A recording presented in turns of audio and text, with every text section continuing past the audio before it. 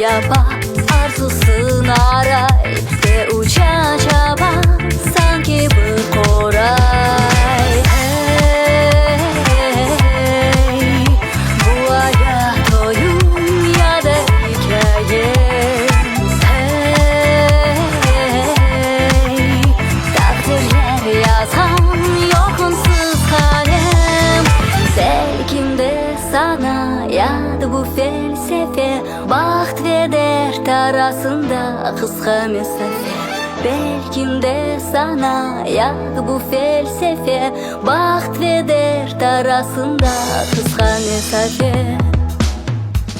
Ateşte yansan sonuna ceyan, manasız haram yıkıldan uyan. Bu dünya güzel, bu dünya sersem, haydi ona erkum, ömrümü seven. Seven, haydi ona erkum, ömrümü seven. Seven, haydi ona erkum, ömrümü seven.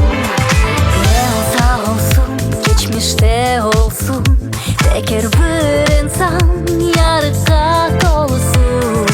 Yolları açık, uğurlu olsun ve yüreklerde kederler solsun.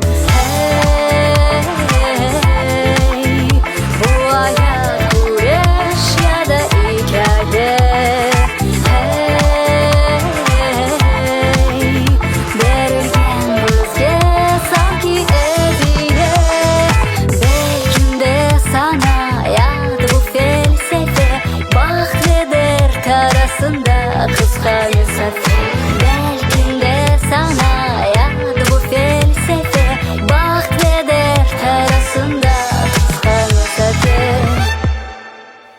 Ateşte yansan sonuna ceyan, manasız